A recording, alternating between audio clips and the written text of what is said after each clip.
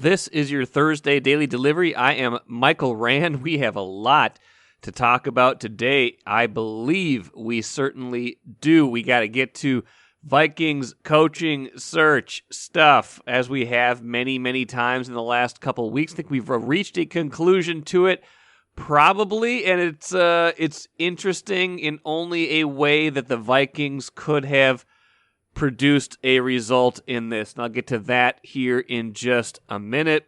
Chris Hine will join me here in a little while, too, to talk Timberwolves. That team, 26-25. Wanted to pick Chris's brain on a few different things on that team. Just, trade deadline coming up next week.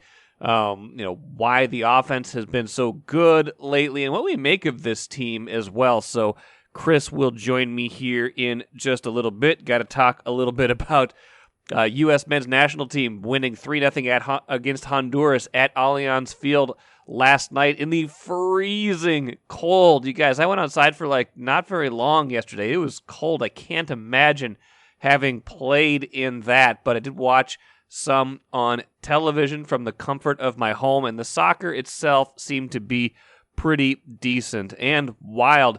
Get a 5-0 win and over Chicago, and Chicago's owner in some trouble over some comments he made, even if he did apologize for them later. But first, what did I miss?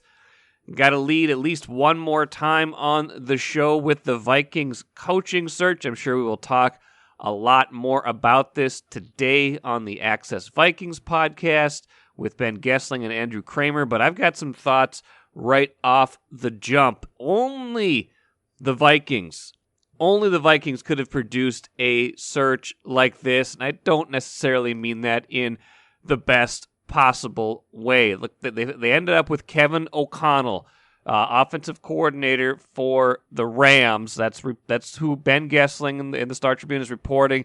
A lot of others reporting will be their next head coach. Now, it can't be official until after the Super Bowl because the Rams are playing in the Super Bowl. That's a rule, so we got to wait at least 10 days from now to make this official. And, there'll be some nervousness, I suppose, along the way, make sure nothing happens in the interim. But as long as everything goes okay, that will be the next head coach of the Vikings.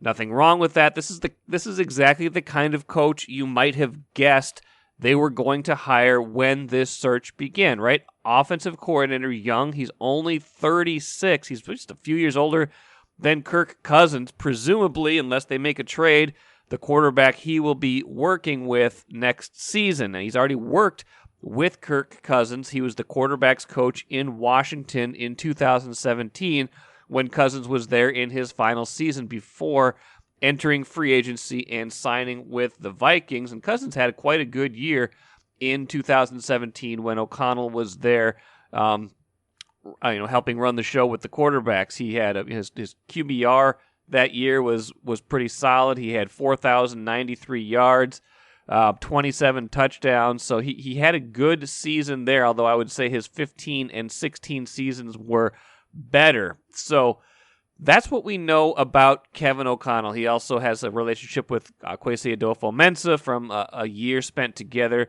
in San Francisco, was apparently on his short list of people to talk to. That's good. That is fine. He, again, seems like the young up-and-comer that you might have guessed they would have hired at the beginning of this cycle, kind of the rule of opposites, as we've often talked about, with Mike Zimmer, out now. Now, the reason this feels probably to some people like a letdown is you had the whole Jim Harbaugh factor kind of blow up in their faces. Jim Harbaugh emerged as a surprise candidate Saturday when we learned they were talking to him, and interviewed with the Vikings on Wednesday. And the presumption, and I think it was a good one, is that it was his job to lose. You don't get this far down the road with someone like Jim Harbaugh, who's been a successful NFL head coach, who has a good job as the head coach at Michigan right now, without thinking this is going to be the guy. But for whatever happened in this interview process, they get through the end of the process on Wednesday, and Harbaugh is heading back to Michigan. Now, just as fans had started to talk themselves into, okay, Jim Harbaugh, let's get on board for this. He doesn't seem to, he fits all this talk about collaboration and communication, but he's a winner, right? So everybody's getting on board that they've talked themselves into it, or they've really gotten excited about the idea of Jim Harbaugh. And just like that, the rug is pulled out. He's not coming here. And so O'Connell feels like a plan B, and it feels like a letdown to a certain degree, even if it is the kind of coach you would have imagined at the very beginning would be a strong candidate for this job. So only the Vikings in that regard. Second piece of this that is interesting that I brought up on Wednesday's show, they interviewed 4 people that we could consider finalists for this job. It seemed like Harbaugh was a front runner. He did not end up getting the job. He's white. Kevin O'Connell, who ended up getting the job, he is white. 2 other people interviewed for the job, Patrick Graham, defensive coordinator from the Giants, and Raheem Morris, defensive coordinator for the Rams, on the same staff as O'Connell. Both of them are black. So you have the situation now where black coaches are not getting hired in this coaching cycle, a very familiar story. This would be the 5th hire in this cycle. All 5 coaches hired are white. You have the backdrop of the Brian Flores lawsuit, which alleges a lot of different things, including that a lot of these interviews that take place in the NFL with minority candidates to satisfy the Rooney Rule are shams, that they're just satisfying the rule and they aren't really serious about giving a good look at some of these candidates. Now, it's a tricky one, all right? I think a team should have the opportunity to hire whatever coach they deem the best fit for whatever team it is. Kevin O'Connell is an offensive coach. I don't think there's anything, inherently wrong about his candidacy. What I do think is wrong is exactly what Flores is talking about, because I do think these interviews a lot of times are a sham, and I think it's something the league is going to have to address, and I think the Vikings are finding themselves right in the middle of that subject, and for good reason. So that is another tentacle to this search that we have to pay attention to going forward, even as they seem to have identified the type of coach in terms of age and in terms of what side of the ball he is on that seemed to make sense when this search started. So a very Vikings coaching search, I will put it that way. I don't think there's any reason to doubt Kevin O'Connell at this point. I think he could do a very good job here. I just think the way they got here will leave people a little bit disappointed, I think, in a couple of different ways. And we will see, once he gets here, assuming he does get here, how quickly that any of that bad kind of sentiment evaporates and they get going here, because it's a big hire. This is a franchise that could go a couple different ways right now. And if O'Connell isn't the right hire, this could be, like I've talked about on a previous show, a start of a prolonged stretch of losing. So we will see, wait and see, like always. But the process itself, not the greatest. And I think we'll talk about that more today on Access Vikings, like I said. But, for now, it sounds like they've got their guy. Whether that's the right guy remains to be seen. Take a playcation to Mystic Lake for 24/7 gaming, fun restaurants and bars, and luxurious hotel rooms. And join Club M to bask in the rewards. Follow the lights to Mystic Lake, where every day is playday. Excited to have back on Daily Delivery Chris Hine, of course, covers the Timberwolves for the Star Tribune. He's been on the road almost as much as they have in the last month. Chris, how you doing? Probably more than they have, actually, because they get to fly private and leave certain cities at certain times, and I have to stay and fly commercial the next day. So I think I've traveled more than they have. You have. I give you kudos for that. You had a successful month of January, and so did they, setting up an interesting February. I think where we need to start today is the trade deadline, which is, a week from now. And there's been plenty of chatter about what might happen, adding, subtracting. They've got some expiring contracts, but they also are in a position now where they're, looking in very good shape to make the play-in and having some loftier goals, perhaps, of even finishing flat out in the top 6 in the West. As you think about this team, and what they might be thinking about heading into the deadline, what comes to mind for you? I think you're right in terms of their goals for the season. When I had an interview with Sachin Gupta about, I think it was about maybe 2 weeks ago now, at the midpoint of the season, we talked about the deadline and kind of how he was setting his sights with the deadline coming up. And at the time, he was like, "Look, like we're closer to the 5th seed than we are the 10th seed."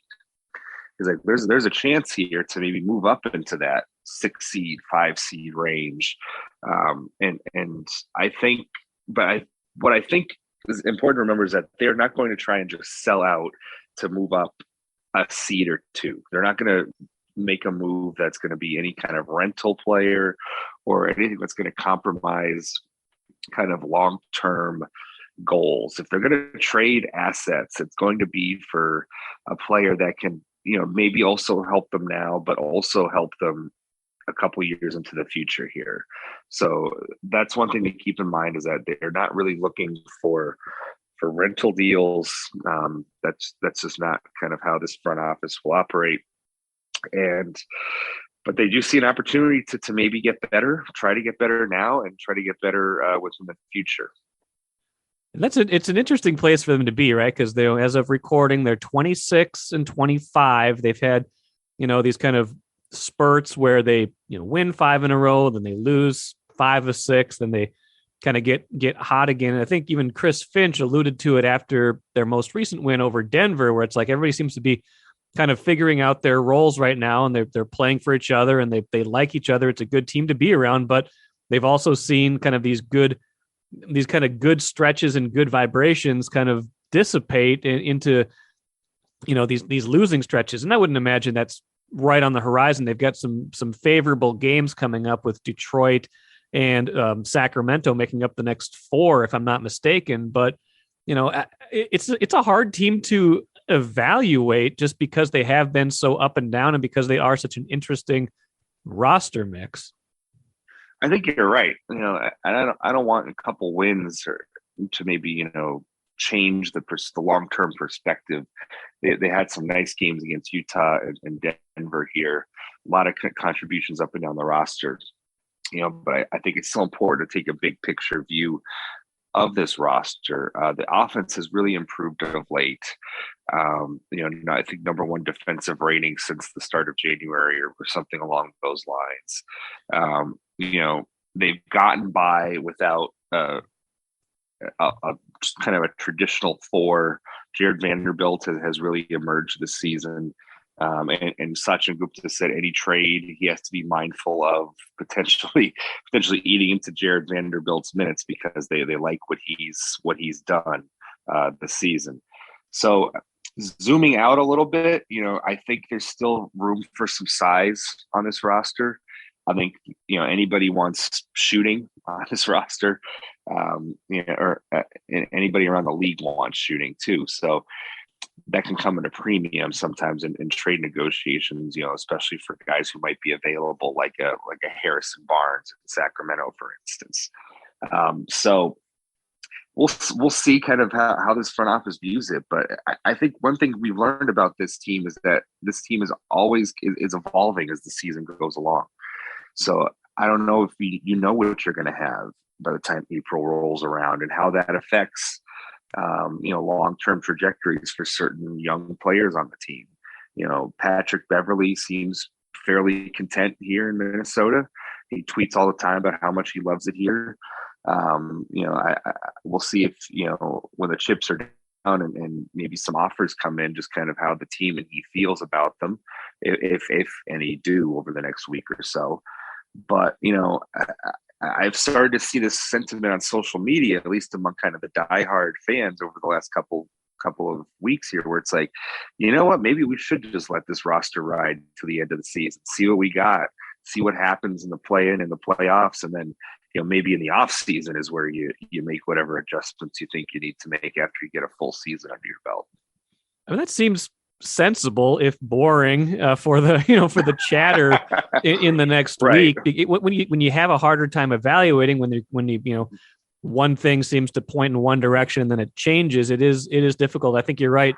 Beverly would probably be an interesting trade chip for another team to acquire. And you've got, Torian Prince's expiring contract, although he's been contributing more lately as well. But you're right. Sometimes maybe it's just better to ride that out if you've got decent chemistry going, if you gain some of that flexibility after those contracts do expire, depending on what you want to do with Beverly and Prince in the future. It's not the worst thing in the world to not do anything. It's just an unfamiliar position for them, probably because they're kind of used to being primarily deadline sellers or, trying to acquire, another young centerpiece, kind of like they did a couple years ago with D'Angelo Russell. It's kind of, they're in an unfamiliar position, I guess, for where the franchise has been. Yeah, I would agree with that. And just, it's an unfamiliar position to do nothing, especially when you consider the history of Gerson Rosas before him and now Sachin Gupta. These guys make trades. Like that's how they engineer the roster, right? And this is how Sachin Gupta has made his reputation in the NBA. It's through trades. But you hear it all the time. Sometimes the best trade is the one that you don't make. And we'll see how that philosophy plays out. One thing, Sachin is not he's not the permanent head. He has not been named the permanent head of basketball operations. So some people might think that there's a temptation for him to want to make a move to kind of make his name, make his mark on the job while he has it. He refuted that notion. He said he's not going to do that. His priority is whatever is in the best interest of the team long term. And yeah, I think it could happen where they don't really make too much of a splash here at the deadline. Last year, I think we were kind of expecting a move from Rosas, and none materialized, and they stood pat at the deadline. And they made their moves in the offseason. And like you said, with this team evolving, with it turning in some nice performances, having a good month of January, looking better in the playoff seeding, above 500 now. Is there really that much of an urgency to make a move? Because and let's take a longer view again. This season as a whole has been. We came into the season saying, "Oh, look, if the Wolves don't make significant improvements here, maybe Karl Anthony Towns is going to want out or something like that, right?" Well, if they continue on this plane, you could say this season was a success because they went from one of the worst teams in the West to being, potentially a 6, 7, 8 seed in the West. And that's the kind of incremental jumps that we've seen some franchises around the West make. Denver did it, a few years ago where they, memorably had game 82 against the Wolves. And, the next few years, they're a perennial playoff team. We've seen Memphis now do this where they become a play-in team, and now they're jumping up into the upper echelon of the Western Conference. So if you look at it that way, this could be considered maybe step one of that process of becoming a fringe playoff team, becoming a lower seed, and then going up from there. If the expectation going into the year was let's try to at least get into the play-in, is what we've seen from them so far, what we've seen from some of the other, more notable franchises in the Western Conference that maybe aren't playing as well as we thought, including certainly the Lakers. Portland has fallen off this year in part because of injuries. Even the Clippers are kind of hovering around 500. Does that change expectations at this point for kind of where this team could and should finish? I think so. With the Clippers, I take that with a grain of salt because they're missing their two best players right now. So the Clippers team you see now, we'll see if Kawhi comes back, but certainly Paul George will be back at some point. The Lakers just seems like a disaster right now with everything going on there. We'll see what they're able to pull off at the deadline going forward. But I think you're right with I certainly think the Wolves are better than Portland, even if, everybody was healthy there. I think that's they're kind of where they are in the Western Conference. Like they're slotted in behind kind of these more traditional, these more established teams. I guess you could say that, Phoenix, Utah, Memphis, Dallas, Denver, teams that have had recent playoff success, that have had fairly stable rosters, unlike, say the Lakers, which have had a lot of turnover. So it feels about right where they are in the Western Conference standings, especially, when you look at it through the lens of them just trying to make incremental improvements as a franchise. This feels about where they probably should be, and probably maybe where they envisioned before the season. Defense was getting it done early in the season. It's not like that's fallen apart, but I think what we expected was this would be a pretty good offensive team, and that's what they've become since January 1st. I think you alluded to it there, but they've been one of the best offensive rating teams in the league in the last month since 2022 started. I think their net rating right now is like 5th in the league since that time, so they've been pretty good overall. And Chris Finch is fond of saying something to the effect of let the basketball do the work. I think that was pretty evident against Denver. Is this just a function of getting more comfortable in the offense, sharing the ball, or what have you seen that's been working particularly well for them to put them in this offensive kind of loftier position? I think a little bit of all of that, getting more comfortable. Guys like Taurean Prince getting more comfortable, certainly, half a season under his belt in Minnesota. And he looks like a much different player than he was at the beginning of the season. They've learned, I think, how to play with each other a little better. The COVID absence, they all point to the COVID absence as having a big impact on this team, because a lot of the starters were out for significant time there during late December, early January. And so it was mostly the bench and the reserves that were kind of carrying the team for a few weeks there.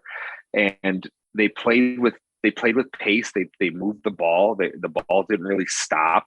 It wasn't always pretty. They weren't always making shots, but the way that they played offense had an impact on the team as a whole. So when the starters got back, they had a little blueprint for how this offense should look. And I think you've seen that guys are trying to make quicker decisions. Cat, D'Lo, and when they're healthy, are sharing the ball a little more, playing off each other a little more, not necessarily playing hero ball where it's here, one possession it's your turn, one possession it's your turn. They're a little more seamlessly integrated now. And I think you could point to that as a little bit of a turning point on the season, at least on the offensive end of the floor. Interesting insights all around, Chris Hine. Appreciate, as always, get yourself a little bit of rest out there in Detroit, and we'll catch up with you soon. All right. Yes. Hopefully I don't sound too tired today. You sounded fine. Thanks, Chris. Thanks, Mike. Good stuff from Chris Hine. What's kind of a bummer is Chris Hine is a big San Francisco 49ers fan. And so at the end of our Timberwolves talk that we recorded on Wednesday, I asked him about Jim Harbaugh. Like, what was it like being a fan of the 49ers when Jim Harbaugh was there? And he gave a good answer about how he loved it, how the team had been terrible before Harbaugh arrived, and how Harbaugh had kind of turned that whole franchise around. And I asked him that, anticipating maybe using it on today's show if Harbaugh had been hired, and then of course, he was not. So that part lands on the cutting room floor because I don't want to rub salt in the wound for anybody who really wanted Jim Harbaugh to be the Vikings coach. But suffice to say, Chris Hine was a big Jim Harbaugh fan when he was in San Francisco. They played a soccer game at Allianz Field on Wednesday night. Not just any soccer game, a very important one. U.S. men's national team against Honduras in a World Cup qualifier that the U.S. badly needed to win to stay on pace to qualify for the 2022 World Cup. Now, they did get that win. 3-0 was fairly comfortable in terms of the result. They scored, a couple of early goals in the first half, added one late in the second half to go up 3-0. And, from that standpoint, the outcome didn't really seem like it was ever in doubt. Now, the problem was it was like 0 degrees outside with a wind chill of like -15, -20. I spent very little time outside on Wednesday. The time I did spend outside was painful. Really, it was not great. And just the fact that they going back to the fact that they scheduled this game on February 2nd, I get that there's this kind of gamesmanship that goes on in qualifying where, teams from teams from countries that aren't used to playing in the cold, the U.S. likes to schedule these games in, northern cities sometimes in the wintertime to try to take advantage of the difference in temperature. That's, and that's fine if it's 30 or 40 degrees outside, but making everybody play in this kind of condition, it probably made for a memorable night for a lot of fans, but that just can't be a good thing for the players. I mean, two Honduras players got hypothermia in this game. I mean, I'm not making that up. The Honduras manager after the game, this is a translated quote, said, "It's not normal. It's inconceivable that a power in every sense would bring you here to play a game and get a result. The game hasn't started, but I can't wait for it to end." This must have been pregame, because it's not for enjoying, it's for suffering. That's if you want a description of some of these days in Minnesota winters, not all days. A lot of the 20, 25 degree days are certainly fun for getting outside and doing some winter activities, but the coldest days in Minnesota's winters, because it's not for enjoying, it's for suffering. That is a very apt description of what it is like to live here in the coldest days. And they made them play a soccer game in that. It's kind of ridiculous. The U.S. is a better side already. Why do they need to go to these extreme temperature lengths to try to get an extra advantage? I don't know. It worked out okay as long as everybody gets back to full health, but I think they can do better next time. If they're going to schedule a qualifier, try to do it a little earlier in the cycle. Even something in November would be fine, or whenever they could schedule it in the fall, early spring. But in the winter, I don't think so. You got to avoid that next time. It's great that it was here, but let's not do that again. And let's end with the cooler. The Wild gets a 5-0 win over Chicago. Maybe Chicago, that was some karmic payback for their owner, Rocky Wirtz, going off on reporters during a town hall on Wednesday to try to ask him about the Kyle Beach situation. Kyle Beach, former Blackhawks player who alleged sexual assault by the team's video coach. And, some reporters during the town hall asking Rocky Wirtz, what kind of protections are there in the organization to make sure that doesn't happen again? And he went off on them, said, we're not here to talk about the past. This is our business, stuff like that. Had to issue an apology in the middle of that game Wednesday night.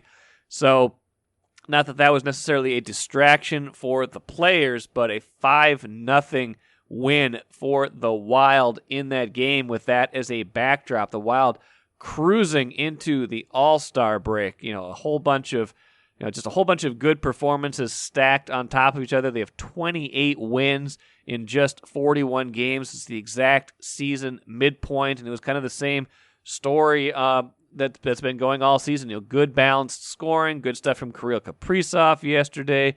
Just everything clicking for them right now, including Matt Boldy doing his thing again. He hasn't lost in regulation, at least, since joining the team. So a lot of things to like about the Wild and that performance, and we'll talk about that a lot more on Friday's show when Sarah McClellan joins me for kind of a mid-season report on the Wild. So look forward to that on Friday. Look forward to plenty of other stuff as well. Check out today's Access Vikings podcast as we break down the Vikings coaching hire and coaching search a little bit more as well.